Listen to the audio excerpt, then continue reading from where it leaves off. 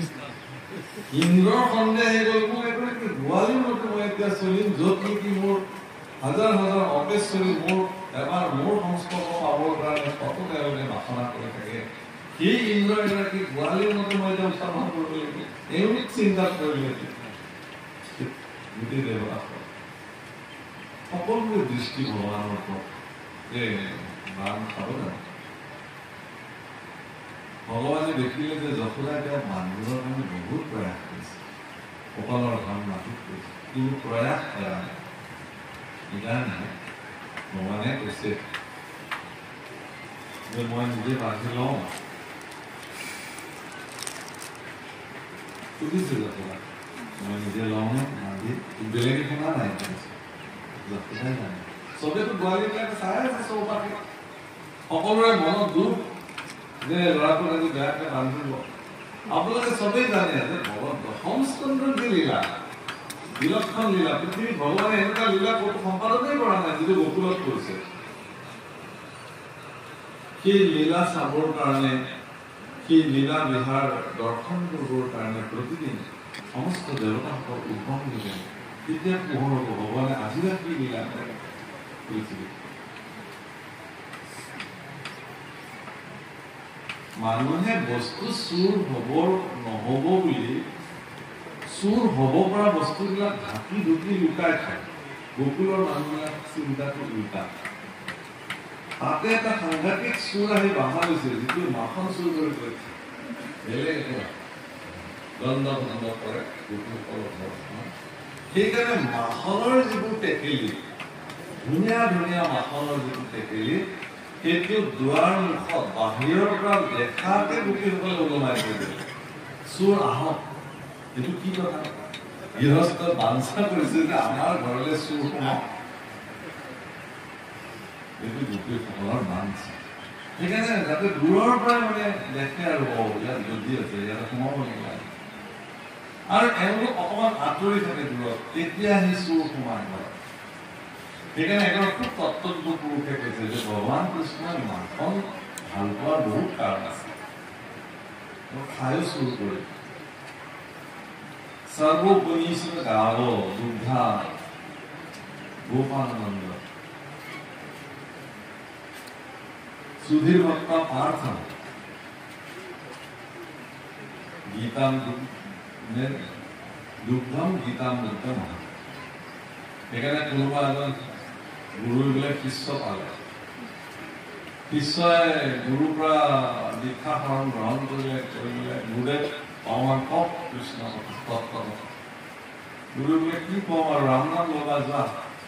এইবিলাকতো লৈ থাকো ইয়াততো ওপৰত কিবা তত্ত্ব আছে নেকি কওক ঈশ্বৰে বহুত ওপৰত আৰু বোলে হেৰি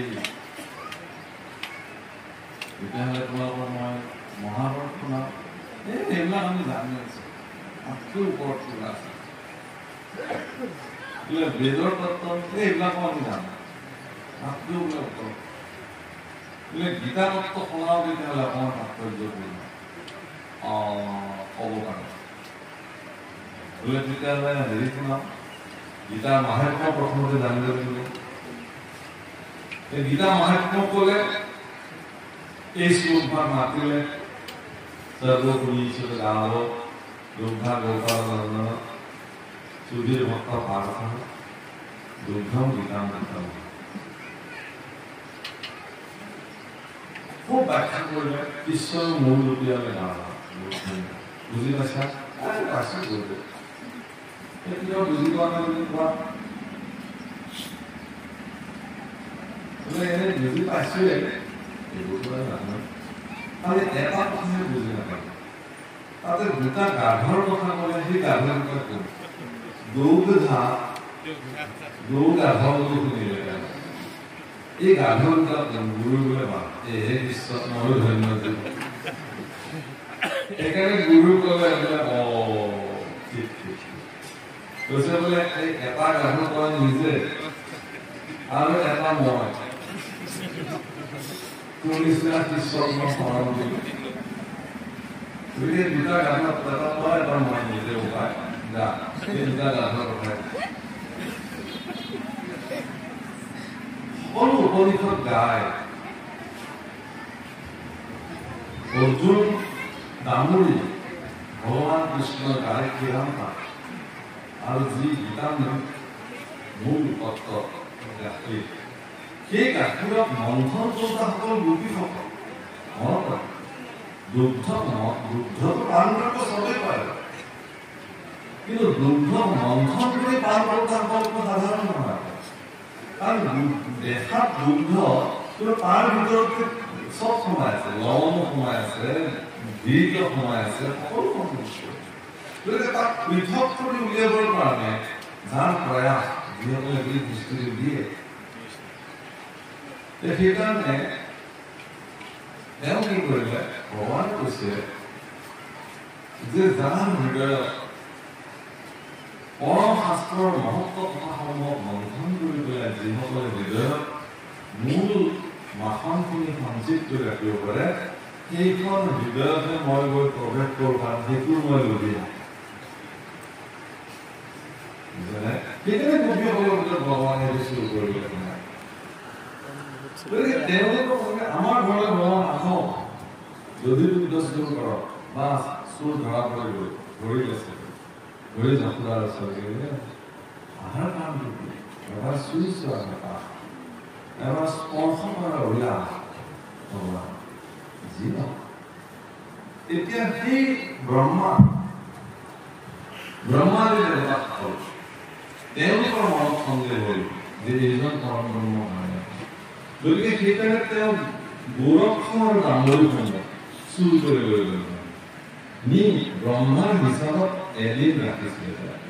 মানে চতুৰ্গ্ৰহৰ ৰাখিছিলে কিন্তু আমাৰ পৃথিৱীৰ হিচাপত সেই ব্ৰহ্মাৰ এদিনটো কিমান হ'ব এবছৰ সেইকাৰণে কৈছিলে যে ভূয়া গুৰু গোৰক্ষ আপুনি প্ৰতি এক সৰ্বৰূপে ব্ৰজত বঞ্চিলা মৰিষ এক বছৰ তেওঁ ব্ৰজত বঞ্চিল কিন্তু ব্ৰহ্মাৰ কাৰণে সেয়া মাত্ৰ এদিনেই আছিল গতিকে এই কথাবিলাকৰ খুব সুন্দৰ সংবিধান দ্বিতীয় স্থানৰ কাৰণ নিৰ্ণয় কৰা হৈছে যে দেখা যায় যে ব্ৰহ্মাই এদিন ৰাখিলে কিন্তু পৃথিৱীৰ ভগৱানে এবছৰ কথা আৰু বহু তাৎপৰ্য আছে কিয় ভগৱানে এই লীলা সম্পাদিত কৰিলে লীলাবোৰৰ তত্ত্ব আছে গতিকে যিটো দুয়াংগ তত্ত্বৰ লগত ইয়াৰ এটা সম্বন্ধ আছে দুয়াংগ তত্ত্বটো কি যে এক নম্বৰ তত্ত্বটো হ'ল ভগৱানক বান্ধিবৰ কাৰণে ভক্তৰ যিটো প্ৰয়াস ভগৱানক আমি বান্ধিব লাগে আৰু ভগৱানক বান্ধাৰ ভক্তৰ যিটো প্ৰয়াস সেই প্ৰয়াসৰ প্ৰতি ভগৱানৰ কৃপা যদি আপোনাৰ প্ৰয়াসটোত যদি তেওঁ সন্মতি জনালে কিবা তেতিয়াহ'লে ভগৱান আৰু ভক্তৰ সেইদিনাখন পৰিপূৰকভাৱে বান্ধ খাই দুটা তত্ত্ব এক হৈ যাব মই আৰু ভগৱতৰ মানি খাই মোৰ সেইকাৰণে সেই পূৰ্বফল ভগৱন্ত পুৰুষে ভক্তসকলৰ লগত একেলগে খাইছে ব্ৰহ্মাই দেখিছে সেইকাৰণে আমাৰ যিবিলাক সদায় অৰ্চন প্ৰক্ৰিয়া ভগৱানলৈ ভোগ দিয়াৰ যিবিলাক প্ৰক্ৰিয়া সেই প্ৰক্ৰিয়াটো তাৰমানে আমি সহজ এটা প্ৰক্ৰিয়া বুলি কেতিয়াও ল'ব নোৱাৰোঁ এটা পদ্ধতি ট্ৰেইনিং দি দিছে বোলে এনেকৈ 4 বছৰ অমুক দিব তমুক দিব এনেকৈ দিব তেনেকৈ দিব বাছ আজি অমুকক প্ৰস্তাৱ কৰিলে আপুনি দিব তেওঁলোকে আমাক কৰিলে ভগৱানক যেতিয়া আগবঢ়াই আমাৰ সেইখিনি প্ৰসাদ নহয় আছে যিখিনি ভোগ নৈবেদ্য ভগৱানলৈ নিবেদন কৰাখিনি ভোগ ভগৱানৰ চৰণত নিবেদিত হৈ ভগৱন্তৰ কৃপা দৃষ্টি কৰাৰ পিছত যিখিনি লৈ অনা হয় ভগতৰ কাৰণে সেইখিনিকে প্ৰসাদ কৃপা বোলে আমাৰ প্ৰসাদখিনি ভগৱানক দিওঁ ভগৱানক প্ৰসাদ দিবলৈ আপুনি ভগৱানক আপুনি প্ৰসাদ দিব নোৱাৰে ভগৱানেহে আপোনাক প্ৰসাদ দিয়ে এতেকে যি নিবেদন কৰিবলগীয়া নৈবেদ্য অৰ্থাৎ ভোগ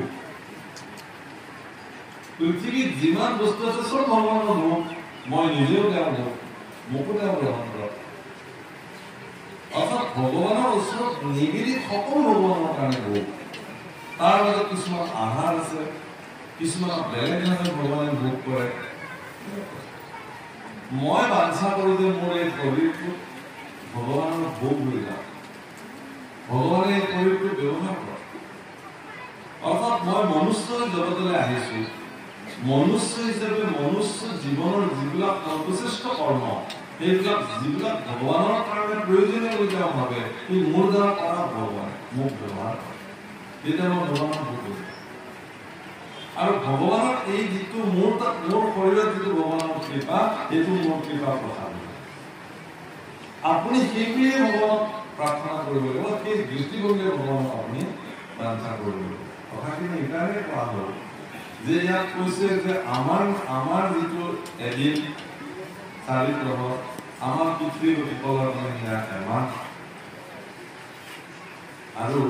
তাৰমানে আমি ইয়াতে যে মৃতসকলৰ কাৰণে যে এমাহ ব্ৰত ৰাখোঁ, আমাৰ যদি এমাহ ব্ৰত পিতৃপুৰুষৰ কাৰণে ৰখা হয়, তেওঁলোকৰ কাৰণে এইটো এদিন নহয়। গতিকে দেৱতাসকলৰ কাৰণে আকৌ আমাৰ এবছৰ তেওঁলোকৰ এদিন। গতিকে ব্ৰহ্মাই এদিন ৰাখিছিলে, পৃথিৱীত সেয়া এবছৰ। এই হিচাপবিলাক ঈশ্বৰৰ কাৰণে প্ৰয়োজন। হিয়া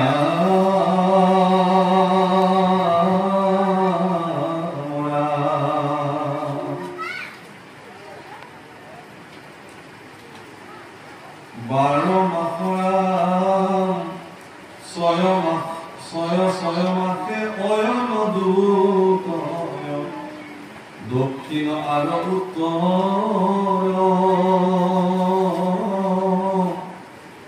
12 মাসে যেবে ভৈরক সম্পূর্ণ তার নাম সংবৎসর। 12 মাস হইতে হব, অর্থাৎ ছমাহে দুটা অয়ন, এটা উত্তৰায়ণ আৰু দক্ষিণায়ণ।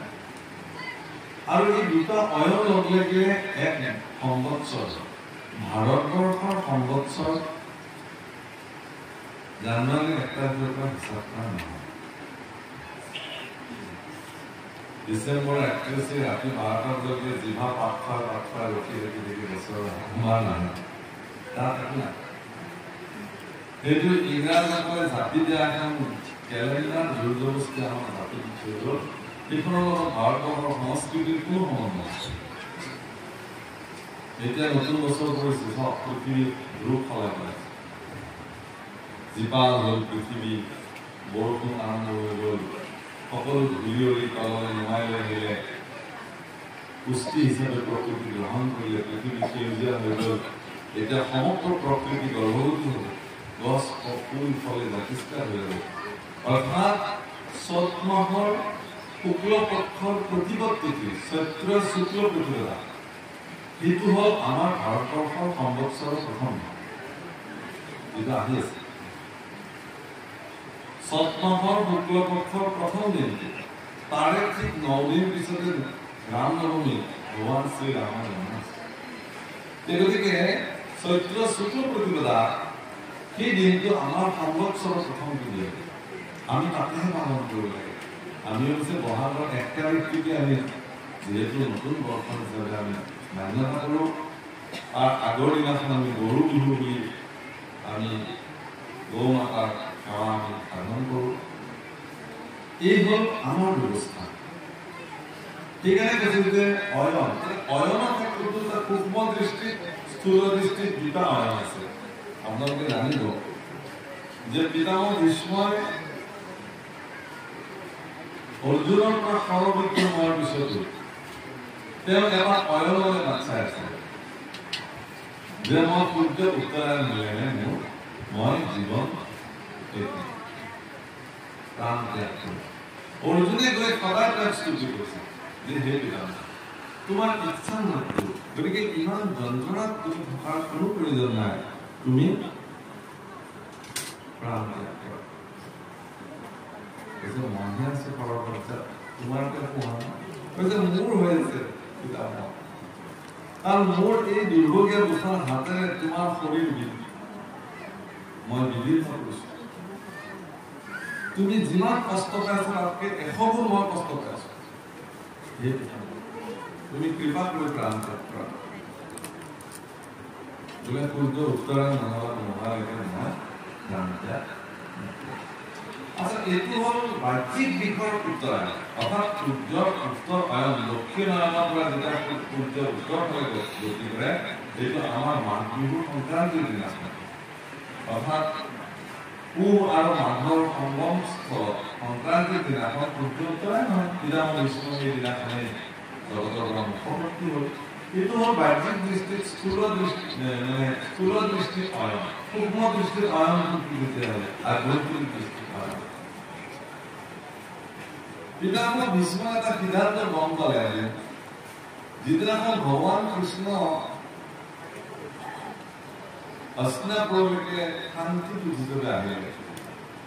যুধিষ্ঠিৰে ক'লে তুমি যোৱা, গৈ ধৃতৰাষ্ট্ৰক ক'লে হ'ল মহাৰাজ ধৃতৰাষ্ট্ৰ যে আমাক পঞ্চপাণ্ডৱৰ কাৰণে সমান সমান অধিকাৰৰ প্ৰয়োজন নাই, মাত্ৰ 5খন গাঁও দিলে আমি যুদ্ধ নকৰোঁ। সেই বাবুৰ আইসকল দুৰ্যোধনৰ দৃষ্টিত এইটো আছিল দুৰ্বলতা। দুৰ্যোধনে ভাবিছিলে কি যে মোৰ শক্তিয়ে পৰাক্ৰম আৰু যি বাহুবল সেনাবল সেইটো যুধিষ্ঠিৰে জানে, গতিকে যুদ্ধ হলেও যে তেওঁ পৰাজয় নিশ্চিত এই কথা তেওঁ জানে, আৰু সেইকাৰণে তেওঁ আগতীয়াকৈ দ্বাৰকাধীশ কৃষ্ণক প্ৰেৰণ কৰিলে, যুদ্ধ তেওঁ নকৰে। আজিলৈকে তেওঁ যুদ্ধ সময়ৰ হাৰ মানিছে। এইটো দৃষ্টি এই ঋণাত্মক দৃষ্টিটো তেওঁ মনত অহাৰ লগে লগে তেওঁ যিখিনি জীৱনত মংগল হ'বলগীয়া আছিল সেই মংগলটো বিনাশ কৰিব। আপোনাৰ জীৱনত যিদিনাখনে ধনাত্মক দৃষ্টিভংগী বিনাশ হৈ যাব, ঋণাত্মক দৃষ্টি আপোনাক বেৰি ধৰিব, সেইদিনাখনে আপোনাৰ আৰু মংগল নহয় কোনো কাৰণ। জীৱনত যদি প্ৰচণ্ড ক্ষতিও হয়, আপুনি এনেকে লওঁতে প্ৰাৰব্ধ কৰ্ম কিজানি ইয়াতকৈও মোৰ বেছি হ'বলগীয়া আছে, ভগৱান তুমি ইমানকে সমাপ্ত কৰিলা, আপোনাৰ চিন্তাত ধনাত্মকতা আহে, আপুনি খুব পাব। কিন্তু আপোনাৰ যদি ঋণাত্মকতা আহে, ভগৱান তাত কি কৰিলে, মোকতো অৰ্ডাৰ কৰিলে, মইতো নিজে কৰিলো, অকাৰণে আপুনি নিজে কৰিলে, ঋণাত্মকতা আহি গ'ল। দুৰ্যোধনৰ এই ঋণাত্মক দৃষ্টিভংগী ভগৱান কৃষ্ণই দেখিলে যে ই এটা মহামূৰ্খ, মই আহিলো তেওঁলোকৰ কল্যাণৰ কাৰণে, এওঁ উল্টা বুজিলে। দুৰ্যোধনে ক'লে বোলে মই কুশাগ্ৰ মেদিনী বিনা যুদ্ধে মই প্ৰদান নকৰোঁ, তুমি কোৱা এতিয়া মোক ভীষ্ম কৃপাচাৰ্য দ্ৰোণাচাৰ্যই ধৃতৰাষ্ট্ৰক বুজালে যে মহাৰাজ দ্বাৰকাধীশ কৃষ্ণই খুব ভাল প্ৰস্তাৱ লৈ আহিছে, ইয়াক আমি স্বীকাৰ কৰিব লাগে। দুৰ্যোধনে তোমালোকে ক'লে নহ'ব, তোমালোকতো আমাৰ দৰমহাধাৰীহে, তোমালোকে এনেকৈ কথা ক'ব নোৱাৰিবা নহয়, সিদ্ধান্ত মই নহয়। অন্ধ ধৃতৰাষ্ট্ৰই পুত্ৰ মোহত অন্ধ হৈ প্ৰভুক মনত লাগিব। মই এটা সদায় কওঁ যে বাস্তৱিক জগততো এনেকুৱা ধৃতৰাষ্ট্ৰৰ দৰে পৃথিৱী বহুত আছে। পুত্ৰই যদি অকল্যাণীয় কৰ্ম সাধন কৰে, সেই ধৃতৰাষ্ট্ৰ শক্তিৰ পিতৃবিলাকে পুত্ৰ মনত মহান্ত হয়। কোনোবাই যদি তেওঁলোকক সকীয়াইও দিয়ে যে আপোনাৰ ল'ৰা কিন্তু বেয়া দিশত ভাল কাছে, মই নিশ্চয়কৈ দেখিছো, এই নাই নাই মোৰ ল'ৰা এনেকুৱা হ'ব নোৱাৰে, আপুনি হিংসাতে কৈছে। ঠিক তেনেকুৱা চকু থকাৰ পিছত চকুত কাপোৰ বান্ধি থকা গান্ধাৰীৰ দৰে বহু মাতৃ, গান্ধাৰী তাত বহি আছে। আজিও বহুত মাতৃ আছে যিবিলাক মাতৃয়ে সন্তানৰ দুখ কোনোবাই ক'লে তেওঁলোকে পঢ়িব নোৱাৰে, আৰু তেওঁ কয় যে এইটো হিংসাতে আহি মোৰ ল'ৰাটো এনেকুৱা কথা কয়, মোৰ ল'ৰাটো এনেকুৱা মোৰ ছোৱালীটো এনেকুৱা। কিন্তু যদি তেওঁ ক'লেহেঁতেন যে আপুনি বৰ উপকাৰ কৰিলে, অনাগত সময়ত যদি আপুনি তাত তেনেকুৱা বেয়া আচৰণত দেখে, আপোনাক আমি অনুমতি দিলোঁ, আপুনি তাত শাসন কৰিব, আমি আমাৰ আগতো নকৰে, আপুনি যদি দেখে অনাগত সময়ত আমাক জনাব। তেতিয়া সেই সন্তান কেতিয়াও বেয়া হ'ব নোৱাৰে। পিতামহ ভীষ্মই ক'লে, দ্ৰোণাচাৰ্যই ক'লে, কৃপাচাৰ্যই ক'লে, ভগৱান স্বয়ং কৃষ্ণ আহি ক'লে, ধৃতৰাষ্ট্ৰই ক'লে না, দুৰ্যোধনে যি সিদ্ধান্ত লৈছে মইনো কি কম তাৰ ওপৰত, তেওঁৰ বোলে একো ক'বলগীয়াই নাই। কৃষ্ণই দুৰ্যোধনক এবাৰ সুধিলে যে হে দুৰ্যোধন, এইটোতো অধৰ্ম, তুমিতো জানা, অধৰ্ম বুলি জানিলে তুমি এইটো কেনেকে কৰিবা? বোলে দ্বাৰকাধীশ কৃষ্ণ মই ধৰ্মও জানো অধৰ্মও জানো এইটো জানা নেকি এইটো তুমি যিটো সিদ্ধান্ত লৈছা এইটো ধৰ্ম নে অধৰ্ম বোলে এইটো অধৰ্ম বোলে যদি তুমি এইটো অধৰ্ম বুলি জানা তেতিয়াহ'লে তুমি ইয়াক বাদ দিয়া ধৰ্মেই না পশু সমানা কৈছে নহয় যে পশু আৰু মনুষ্যসকলৰ মাজত আহাৰ নিদ্ৰা ভয় মৈথুনঞ্চ এই চাৰিটা ভোগ কৰাৰ ক্ষেত্ৰত পশু আৰু মনুষ্যৰ মাজত একো পাৰ্থক্য নাই আহাৰ পশুৱে খায় গৰুৱে ঘাঁহ খায় যিমান তৃপ্তি পায় মানুহে ভাত খায় একে তৃপ্তি পায় তৃপ্তিৰ কোনো পাৰ্থক্য নাই গাহৰিয়ে বিষ্ণু খায় যিমান তৃপ্তি পায় মানুহৰ অন্ন একে তৃপ্তি তাৰ মাজত কোনো পাৰ্থক্য নাই আহাৰ এই যাৰ যে নিদ্ৰা টোপনি যাৰ যে একেই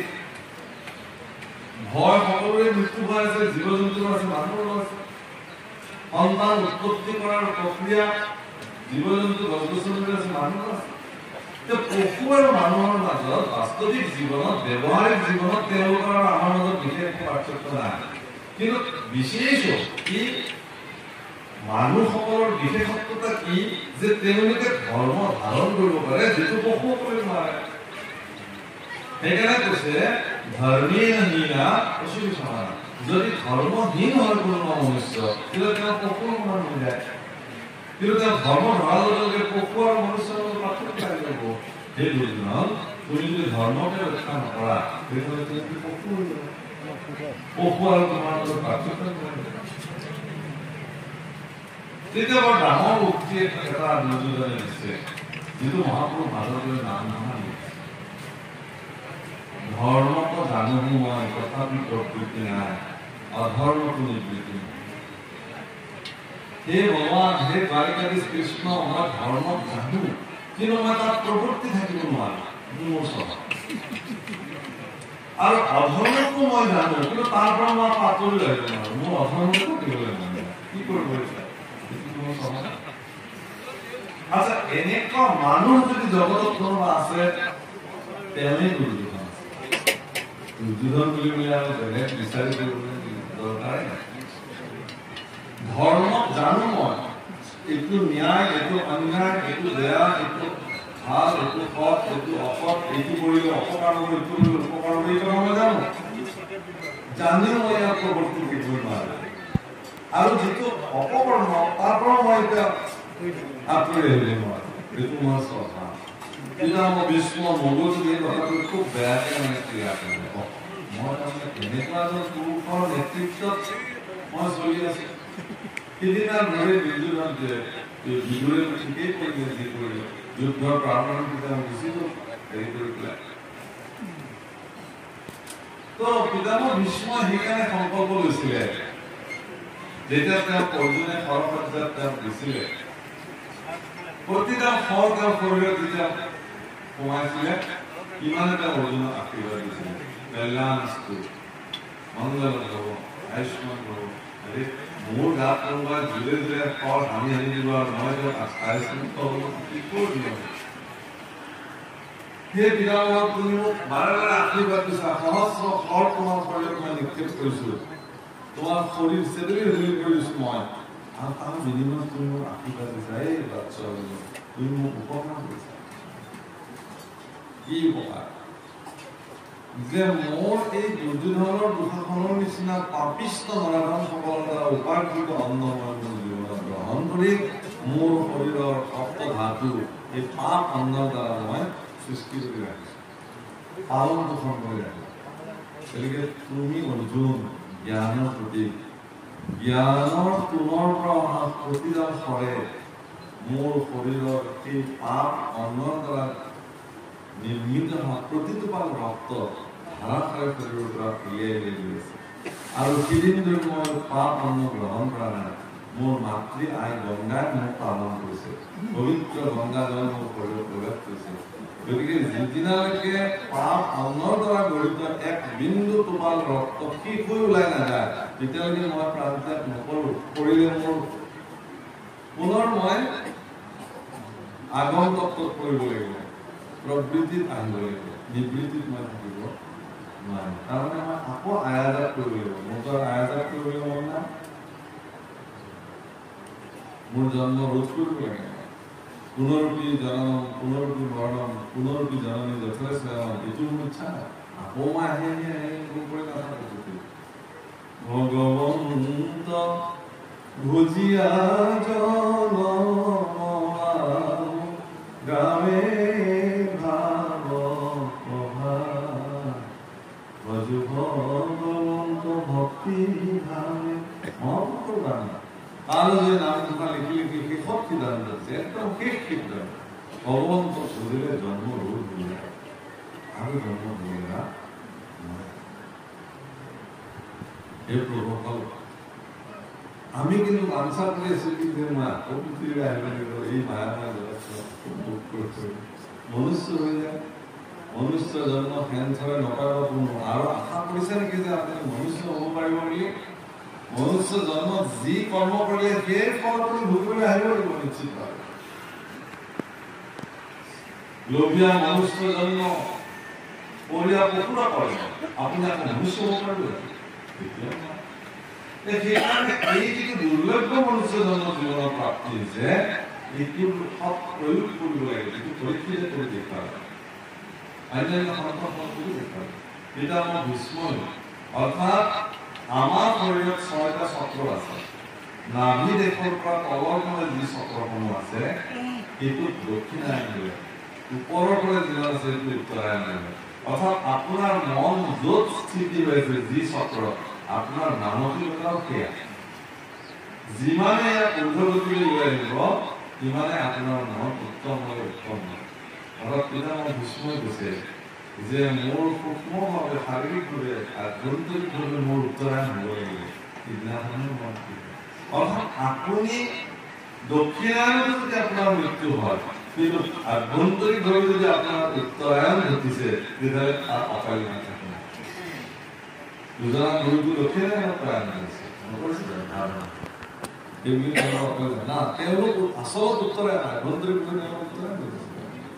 গতিকে এজন ভক্তই আভ্যন্তৰিকভাৱে তাত্ত্বিকভাৱে যদি তেওঁৰ উত্তৰায়ণ হয় তেওঁৰ শৰীৰত যদি তেওঁ পাপযুক্ত কোনো দ্ৰব্য তেওঁ সেৱন কৰা নাই আকৌ অকল্যাণ কৰি আকৌ অন্যায় কৰি পেলাই তেওঁ যদি এক বিন্দু জলো তেওঁৰ জীৱনত তেওঁ প্ৰয়োগ কৰা নাই তেওঁৰ জীৱনত উত্তৰায়ণ নহয় গতিকে অয়ন দুটা আৰু সেই দুটা অয়ন লগ লাগিলে এটা সংবৎসৰ হ'ব ৰাম সতে কবিং ক্ষতি মনুষ্যৰ আয়ু বুজা কৰিলো ফলে এই মতে কালে সমস্ত লোকৰ আয়ু কহৰে লিখলে 120 বছৰ বুলি কৈছে আয়ু সতে কবিং ক্ষতি মনুষ্যসকলৰ কাৰণে নিৰ্ধাৰিত আৰু এইটোত কোনোবাই বঢ়াব পাৰে টুটাব পাৰে এইটো এটা টাৰ্গেট এটা সীমা কোনোবাই বঢ়াই দিলে বঢ়াব পাৰে আমাৰ আটাপুৰুষসকলৰ মাজত 152 বছৰলৈকে জীয়াই থকা আটাপুৰুষ আছে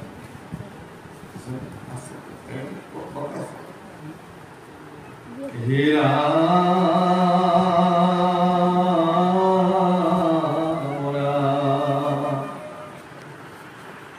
ৰাম ঈশ্বৰ কৃষ্ণৰ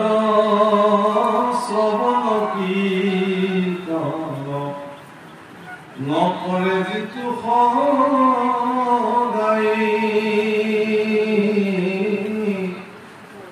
তাহাৰ বিলাই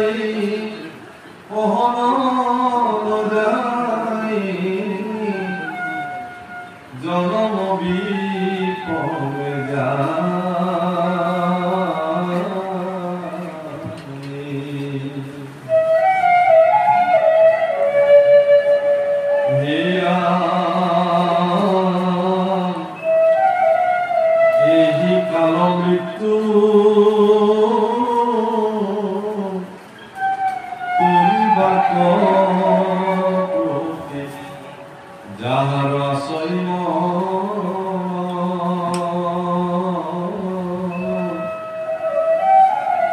ঈশ্বৰ কৃষ্ণৰ শ্ৰৱণ কীৰ্তন কৰো কয়াতি যতন